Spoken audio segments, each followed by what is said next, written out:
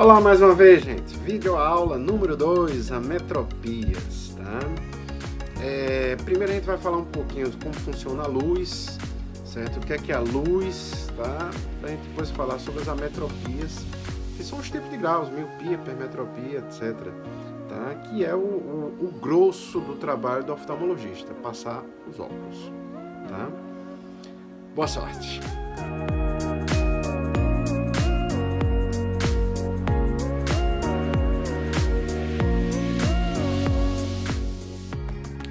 Bem, primeiro vamos falar um pouquinho sobre a luz solar, tá? A luz é uma onda eletromagnética produzida através da fusão nuclear. Todos os comprimentos de onda do espectro eletromagnético são produzidos, desde raios gamas, a luz visível, até as ondas de rádio, tá? Bem, aqui temos uma onda eletromagnética, certo? E com várias frequências, desde a frequência mais alta até a frequência mais baixa. Cada espectro dessa onda eletromagnética, cada frequência, cada intervalo de frequência representa um tipo de raio, tá? Temos a frequência mais alta, que são os raios gamas, frequência um pouquinho mais baixa, os nossos raios X, certo? Os nossos raios ultravioletas. Aqui no meio nós temos o espectro de luz visível, certo? Abaixando mais a frequência, os raios infravermelhos, micro-ondas, ondas de rádios e as ondas de rádios longas. Dentro do espectro de luz visível, de acordo com a frequência da onda eletromagnética, nós temos as cores, tá? Então tem desde o azul até o vermelho. Nesse espectrozinho da onda de luz visível, nós temos o chamado luz azul, que hoje em dia a gente fala muito, que é a luz emitida pelo LED, pelo LCD. Depois a gente vai falar um pouquinho sobre essa luz azul. Agora, só uma observação interessante. Hoje em dia se fala muito nesses eletrônicos que emitem luz azul, inclusive falam dos óculos com filtros de luz azul. Agora, a luz azul faz parte da nossa luz visível. Ou seja, a maior fonte de luz azul que existe é o Sol. Durante o dia nós recebemos muita luz azul. Os celulares, os tablets, computadores emitem luz azul, ok. Agora, em comparação ao Sol, emite muito pouco. Depois eu vou falar mais sobre essa luz azul. Se a gente olhar os fotorreceptores, lembra disso aqui da aula passada de anatomia? Tá? Eu falei que existiam os fotorreceptores formadores de imagem e os não formadores de imagem. E falei que os não formadores de imagem são células ganglionares diferenciadas, tá? Que, quando estimulada pela luz, elas regulam o nosso ciclo circadiano, reflexo pupilar, humor e atenção. Bem, não é toda a luz que estimula isso. O que estimula isso é aquele espectro da luz visível chamado luz azul. Tá certo? Então, voltando para os nossos eletrônicos, o que é que acontece? O que é que altera tanto o nosso sono? Normalmente, a gente só recebe luz azul durante o dia. O normal, à noite, a gente não recebe luz nenhuma porque não tem sol. Então, a falta de luz azul estimularia o nosso sono. Ao usar um aparelho que emite luz azul num horário onde não deveria ter luz azul, isso vai alterar o seu ciclo circadiano e vai causar insônia, tá? Por isso se fala tanto de óculos com filtro de luz azul, tá? Porque você diminuiria a quantidade de luz azul e isso aí não interferia no seu sono. Agora, um detalhe, os óculos não podem ter um filtro 100% de luz azul. Por quê? A luz azul altera também o nosso humor e a atenção, certo? A gente já está provado isso, que a diminuição de luz azul, como ocorre, por exemplo, no inverno, nos países que tem inverno pelo menos, isso aí levaria a um aumento dos casos de depressão. Então, se você joga um óculos com um filtro 100% de luz azul, isso aí poderia aumentar a quantidade de pessoas com depressão. Então, os óculos com filtro de luz azul não são filtros 100%. Eles deixam entrar a luz azul para não estimular a depressão, certo? E diminui a quantidade de luz azul para não estimular o surgimento de insônia. Essa é só uma observação interessante. Continuando, antes de falar de refração, o que é refração, ametropia, a gente vai falar sobre os fenômenos ópticos que a luz pode fazer. Começando pela reflexão. Aqui à esquerda, o que é reflexão? É quando um raio luminoso bate, certo, numa superfície, num determinado ângulo, e aí ele sai no mesmo ângulo. A refração, que é o que vai interessar mais quando a gente está falando de óculos e de lentes, vai acontecer o seguinte: um raio luminoso vai entrar, vai atravessar o objeto e vai sair em outro ângulo, tá? O ângulo de saída vai depender do índice de refração daquele objeto, certo? Se eu falar de uma lente, a gente vai falar de graus. Se eu tenho uma lente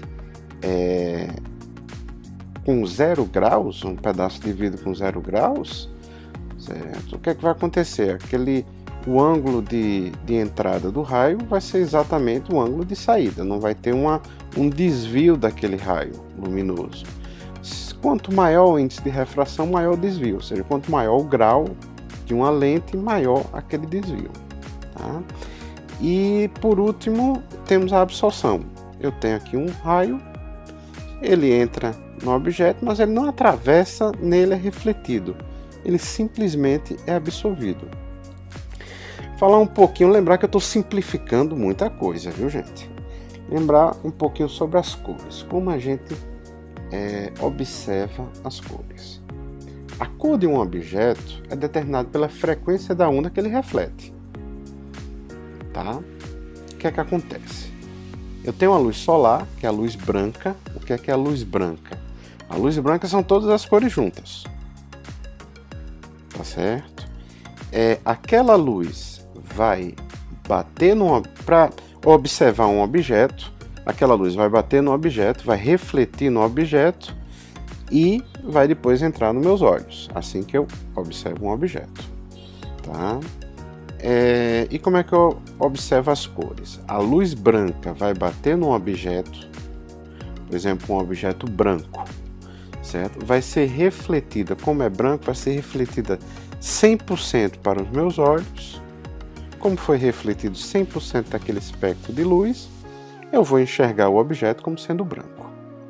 Agora, se eu tenho, por exemplo, um objeto vermelho, o que é que está acontecendo? A luz vai bater no objeto, uma parte daquele espectro da onda eletromagnética vai ser absorvida, certo? Então vai ser refletido para mim apenas o espectro, né, equivalente à cor vermelha.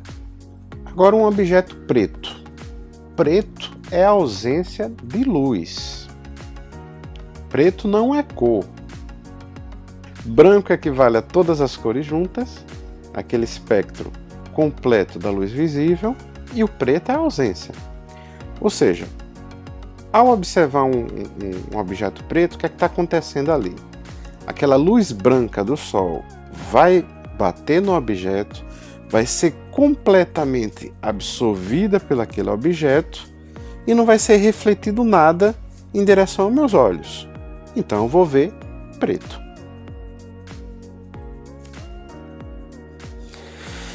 Agora vamos falar um pouquinho sobre ametropias e emetropia. Começando por emetropia. Emetropia é o que a gente chama de visão perfeita, tá? É aquela pessoa que enxerga perfeitamente sem a necessidade de usar nenhum tipo de lente corretiva, tá?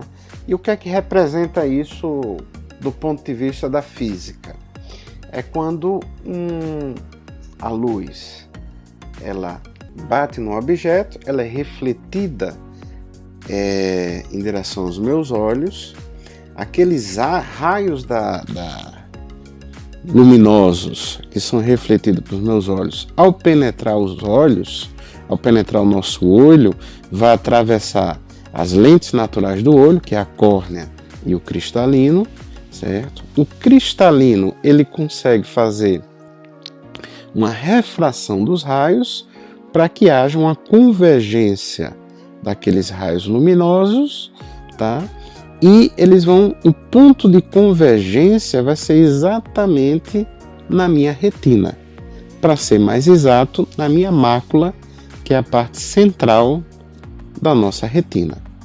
Então, se a convergência dos raios vai acontecer exatamente, o ponto de convergência exatamente sobre a minha retina, eu vou enxergar tudo com um foco perfeito, tudo nítido, sem a necessidade de uma lente corretiva. É a chamada emetropia. Tá? Agora, isso vale para um objeto que está longe. Para perto, aquela convergência vai ficar errada, não vai bater na retina. Aqui eu tenho uma animação para vocês entenderem um pouquinho isso aí. Aqui está mostrando que temos a lente, que é o cristalino, os músculos ciliares, e a contração dos músculos ciliares muda a curvatura do cristalino, que a gente chama de acomodação. Ao observar um objeto de longe, aqui tem um olho emétrope, certo? A convergência vai cair sobre a retina. Agora, se eu aproximar o objeto, eu tenho que aumentar o índice de refração do cristalino para que o ponto de convergência dos raios bata em cima da retina. Certo? Se esse objeto que estava aqui e o ponto de convergência era na retina, ao aproximar o objeto, se não houver uma mudança na curvatura do meu cristalino, esse ponto também vai para a direita. Então, para que isso não ocorra, eu tenho que aumentar o índice de refração, ou seja, a convergência dos raios, para que o ponto de convergência caia exatamente sobre a retina. Isso é num olho emétrope, ou seja, uma pessoa que não precisa de óculos.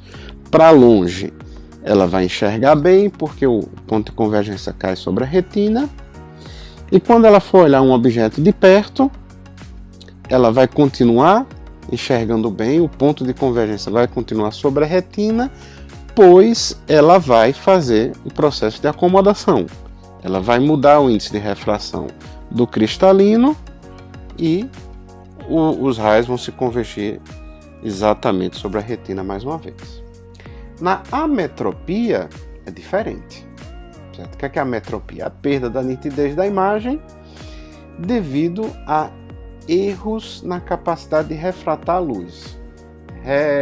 Traduzindo isso aí, é quando eu olho para um objeto, né, e aqueles raios que vão entrar no meu olho, eles não convergem, o ponto de convergência não é exatamente sobre a minha retina. Se não cair exatamente sobre a minha retina, eu vou enxergar tudo sem nitidez, tudo embaçado. E quais são os tipos de ametropias? Eu tenho a miopia, hipermetropia, astigmatismo e a presbiopia. Eu vou falar um pouquinho de cada um. Antes de falar especificamente de cada um, existe uns sintomas que a gente chama de astenopia. É quando você tem uma ametropia e não está sendo corrigido pelo um óculos, ou não está sendo corrigido adequadamente, ou como o óculos está fraco, tá? Que é aquela sensação de cansaço visual, a sensação que está com a vista fraca, que está fazendo um esforço para enxergar. São sensações subjetivas devido a esses erros de refração, certo? Que a gente chama de astenopia, tá?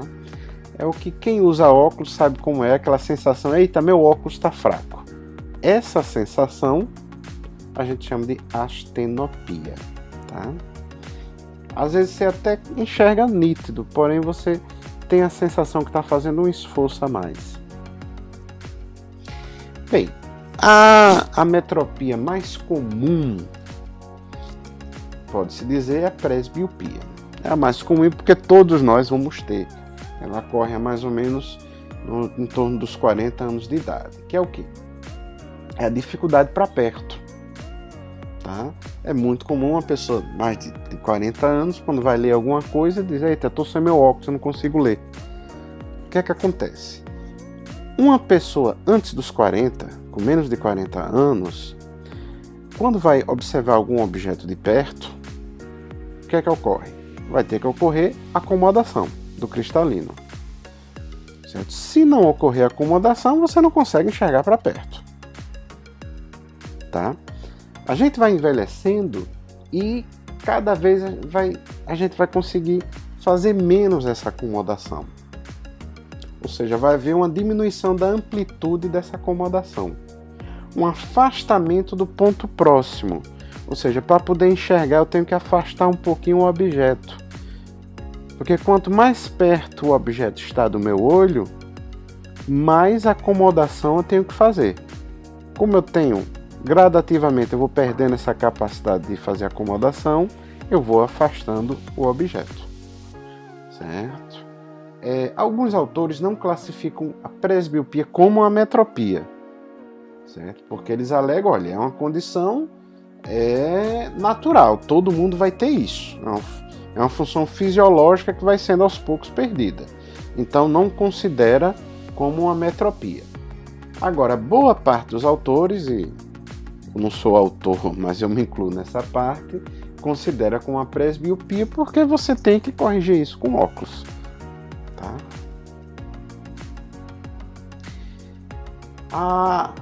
A metropia, se você considerar presbiopia como uma metropia, certo? A segunda metropia mais comum no mundo é a miopia.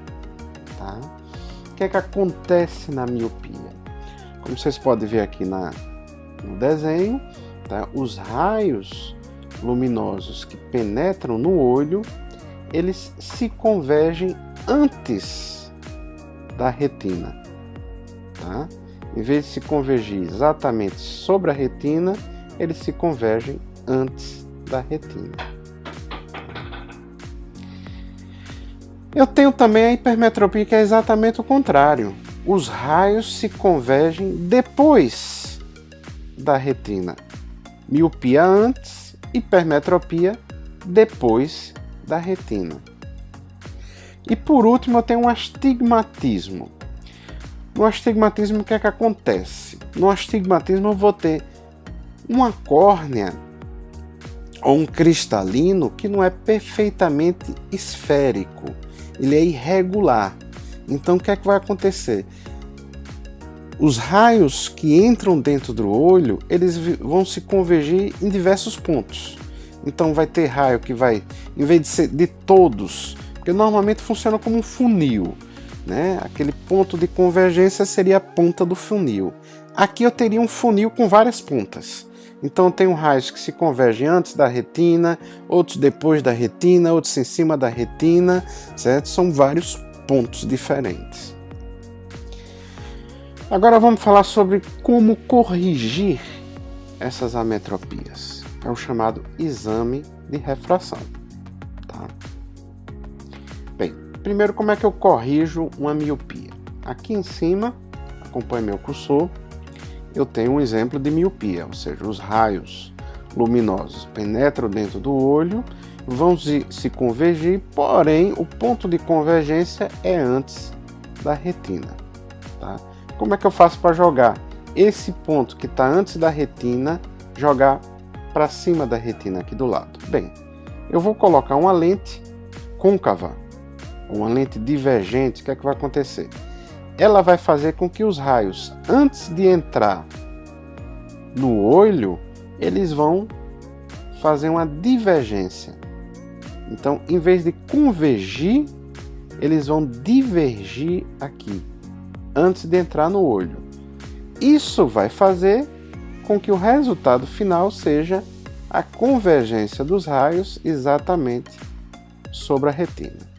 Bem, temos um videozinho aqui que vai falar na prática isso aí. Tá? Então tem aqui uma miopia, ou seja, os raios estão convergindo antes da retina, e ao colocar uma lente divergente, os raios vão divergir antes e o ponto de conversão vai ser exatamente em cima da retina. Tá? Na hipermetropia, tá, é exatamente o oposto. Então tem aqui o exemplo da hipermetropia, né? Os raios penetram o olho, se convergem, porém o ponto de convergência é depois da retina.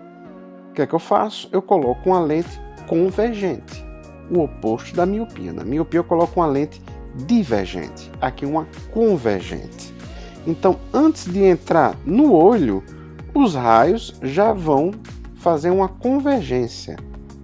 E o resultado final é que o ponto de convergência vai cair exatamente sobre a retina. No astigmatismo é um pouquinho diferente. Hipermetropia e miopia, tá, são ametropias esféricas. Tá? Ou seja, a gente não está falando sobre uma lente não ser esférica. A gente está falando sobre, considerando o cristalino e a córnea, que são as duas lentes naturais do olho, como lentes esféricas. Tá? E o que acontece é que o ponto de convergência é antes ou depois da retina. No astigmatismo, o que é que eu tenho? No astigmatismo eu vou ter uma córnea ou um cristalino que não é esférico. Certo? E uma lente que não é esférica, nós chamamos de uma lente cilíndrica. Tá? Então, o que é que acontece? Como eu falei antes, eu vou ter vários pontos de convergência. Esqueça um pouquinho a questão dos pontos de convergência, vamos simplificar bem a coisa para poder entender. Eu tenho aqui embaixo, onde está meu cursor, um olho, e esse olho não é asférico. Essa córnea ela não é esférica. É uma córnea oval, é um cilindro. Tá? Então o que é que acontece? A minha imagem vai ser distorcida, porque eu estou olhando através de uma lente que não é esférica, é uma lente oval. Vai distorcer toda a imagem. O que é que eu faço para corrigir? Bem, se eu tenho um olho que é oval, como está aqui nesse exemplo, na horizontal, eu simplesmente coloco na frente do olho uma lente que seja também oval, porém ao contrário, na vertical. Então, o resultado disso é uma imagem esférica. Isso é uma forma simples de explicar isso aí. Tá certo? Então, se eu tenho aqui uma imagem que é achatada, devido ao formato da córnea, o que é que eu faço? Eu estico aquela parte achatada e o resultado final é uma imagem esférica. Tá bem?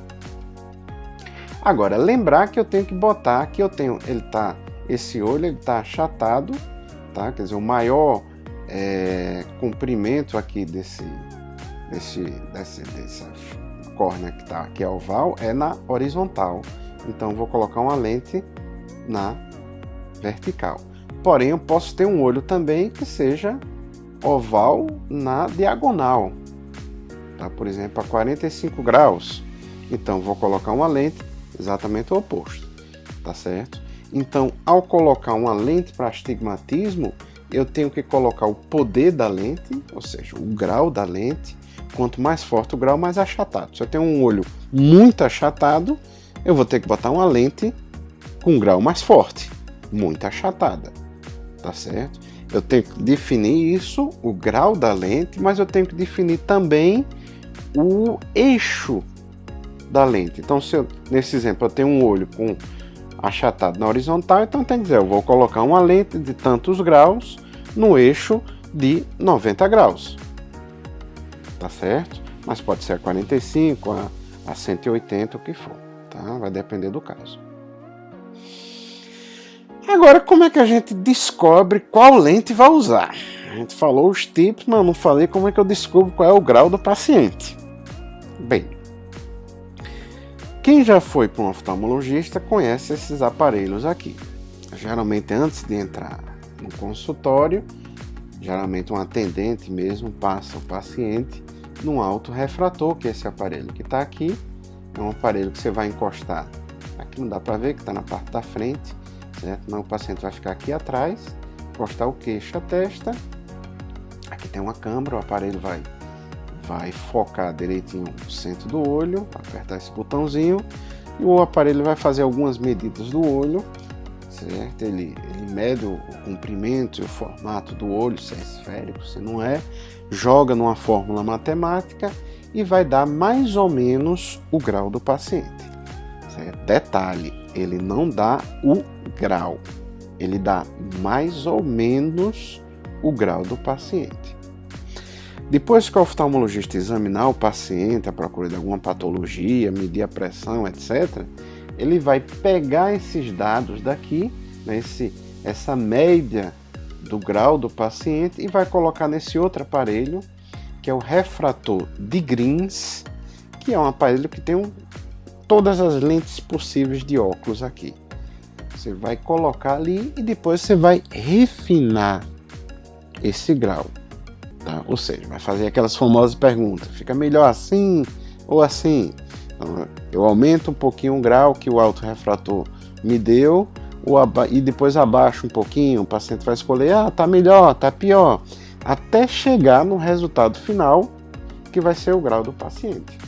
Tá? Então, só frisando, o autorrefrator não dá o grau exato, é uma média, facilita a vida do oftalmo, tá? E torna mais prazeroso para o paciente, porque é chato.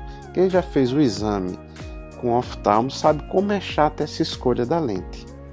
Tá? Então a gente consegue abreviar isso aí e torna mais prazeroso para o paciente também. Tá? Agora, se eu não tiver um autorrefrator, eu posso usar um retinoscópio, que é esse aparelho aqui. Certo? Só observar, isso parece muito com um oftalmoscópio, mas não é um oftalmoscópio, é um retinoscópio. Tá? E como é que eu vou usar isso aí? Bem, eu vou colocar o paciente no Grins, no refrator de Grins, que a gente acabou de falar. Tá? Eu coloco o grau do Grins em 0, ou seja, sem grau nenhum. Vou manter uma distância do paciente e com o retinoscópio eu vou fazer o que a gente chama de esquiascopia. O retinoscópio ele emite um feixe de luz em fenda, tá? Vocês podem observar aqui na pupila que o feixe vai entrar, certo? E iluminar a retina, tá? Eu vou movimentar esse feixe e vou observar o formato desse feixe aqui. Ao mesmo tempo eu vou alterando o grau no Grins.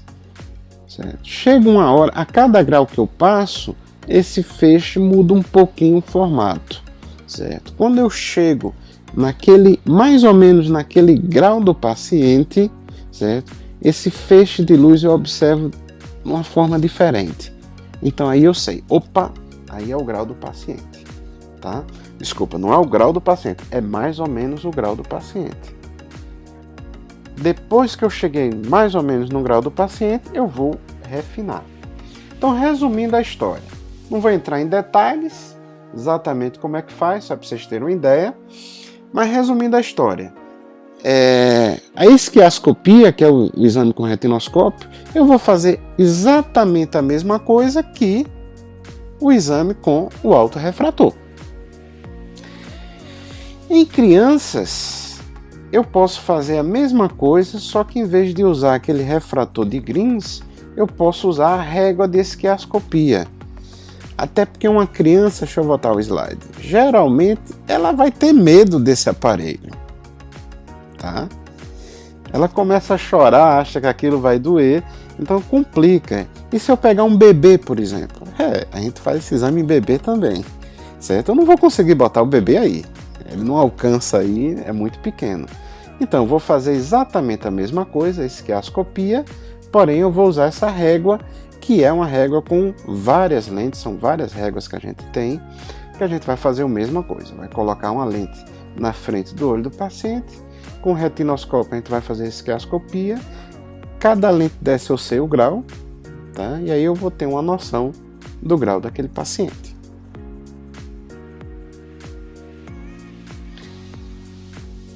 Hoje em dia existem vários tipos de óculos, tá certo? Eu tenho um óculos monofocal, bifocal, multifocal ou progressivo. O que é isso?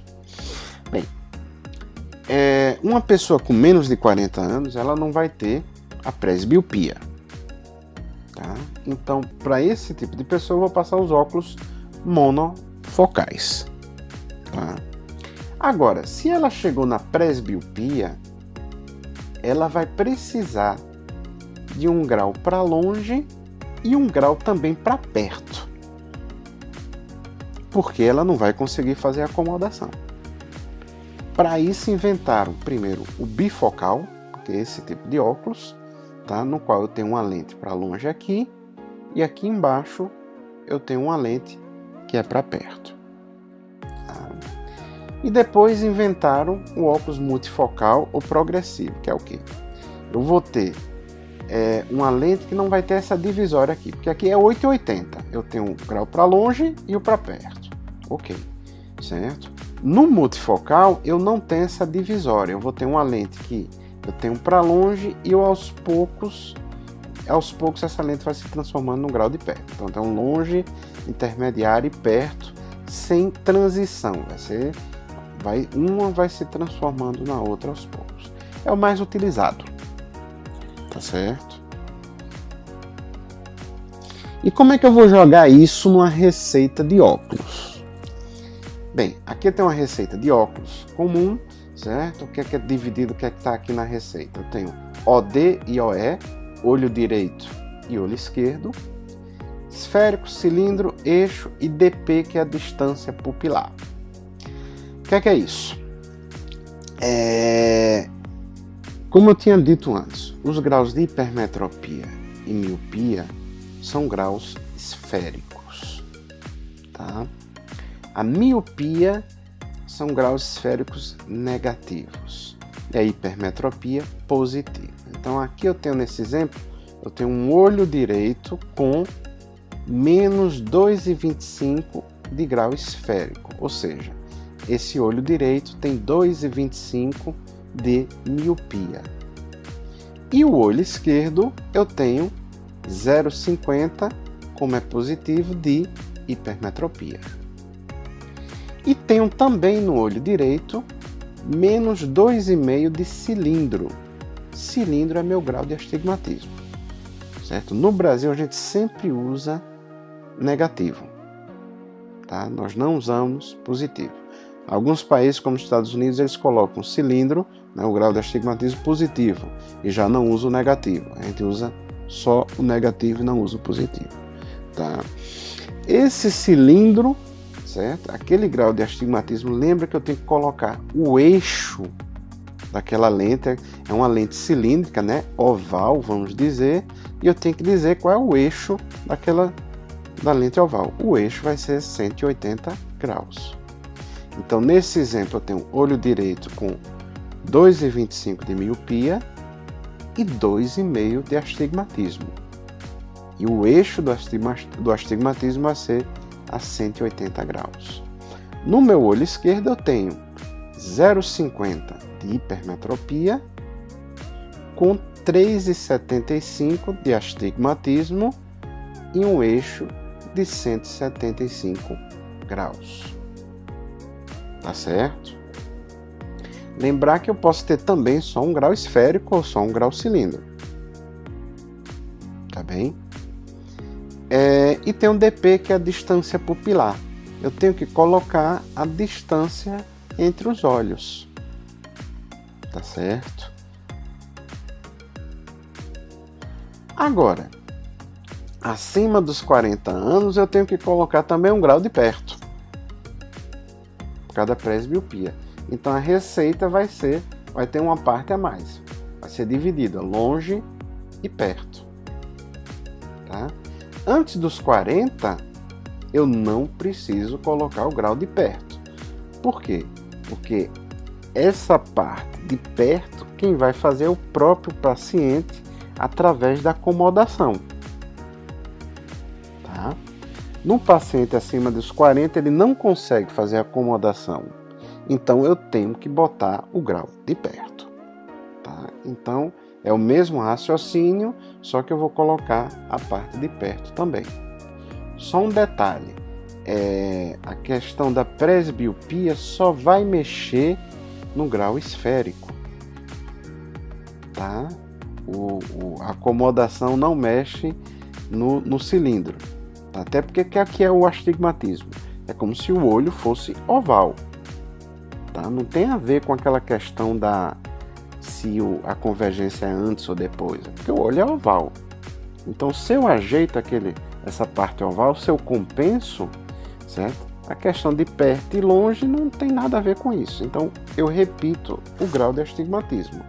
Tá? Pode observar o olho direito aqui para longe é 2,5 de astigmatismo e para perto continua sendo 2,5. No olho esquerdo é 13,75 de astigmatismo, para perto também. O que muda são os graus esféricos. Tá bem, gente? Agora, existem outras formas de corrigir as ametropias. Né? A mais comum é a lente de contato. Tá? E a teoria por trás da lente é exatamente a mesma. A diferença é que um óculos, eu vou ter uma lente a uma certa distância do olho e uma lente de contato está colada no olho. Mas a teoria é exatamente a mesma. Tá? E tem também as cirurgias refrativas. Tá? A mais conhecida de todas é a LASIK. Tá? São cirurgias no qual você muda a curvatura da córnea. Tá? No olho tem duas lentes, córnea e o cristalino. Tá? Se eu consigo mudar a curvatura da córnea, eu consigo compensar aquela convergência. Tá? Então eu faço o trabalho de um óculos na realidade. Coisa interessante, situações que podem comprometer o exame de refração. A mais comum, diabetes. Agora só um parênteses. Vocês vão ter aula de retinopatia diabética. Diabetes é uma das maiores causas de cegueira no mundo, porque causa alterações nos vasos da retina, vai causar sangramentos, etc. Não vou entrar em detalhes aí. Só que a diabetes pode influenciar na refração também. O que eu vou falar agora são as alterações que a diabetes pode causar na retina. São as alterações que a diabetes pode causar no exame de óculos, no exame de refração. Se eu tenho no diabetes uma condição de hiperglicemia, tá? Essa hiperglicemia não vai ser apenas no sangue. Eu vou ter hiperglicemia dentro do cristalino também. Vou ter dentro do humor aquoso, o humor aquoso vai nutrir o cristalino, tá? E eu vou ter uma situação de hiperglicemia dentro do cristalino. Isso vai fazer com que aumente a pressão osmótica, certo? Vai entrar mais líquido dentro do cristalino, causando um aumento da hidratação, a hiperidratação do cristalino. Isso vai fazer, como o cristalino é uma lente, se ele vai inchar, aquela lente vai mudar a sua curvatura. Isso vai levar então a miopia temporária. Se eu tenho uma condição de hipoglicemia, é exatamente o contrário.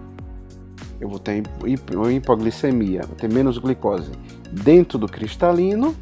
Isso vai fazer com que, devido à osmose, o cristalino vai perder líquido. Então, ele vai desidratar, ele vai murchar. Certo? Se ele murcha, ele altera a sua curvatura e isso vai dar uma hipermetropia temporária. Tá? Então, se eu pego um paciente diabético, eu preciso saber como é que está a glicose dele. Porque senão eu posso passar um óculos e sair errado. Tá? Imagine, porque olhe bem, um paciente, a glicemia de um paciente só vai alterar a curvatura do cristalino se esse paciente tiver com a glicose alta ou muito baixa. Na prática, muito baixa você não vai pegar no consultório porque aquele paciente vai estar passando mal. Certo? Mas a alta você pode pegar. Então, se eu pegar um paciente diabético, certo? Está descompensado, ele não sabe. Então, vamos supor que a glicose dele esteja em 250. Ele está maior, está assintomático, não sente nada, tá? Ele vai lá fazer seu exame de rotina, não relata, ou o oftalmo não pergunta da glicose dele, certo? Como vai passar o óculos, certo? Depois de um tempo a glicose dele cai, ele tratou isso aí, caiu para 110, certo? Então tá dentro do normal. O que é que vai acontecer? Aquele cristalino dele muda a curvatura e ele vai voltar reclamando do óculos que tá ruim. Então a gente a gente não mexe, não passa, não prescreve óculos num diabético descompensado. Outra situação frequente, a gestante. A gente evita passar óculos para um gestante. O que é que acontece?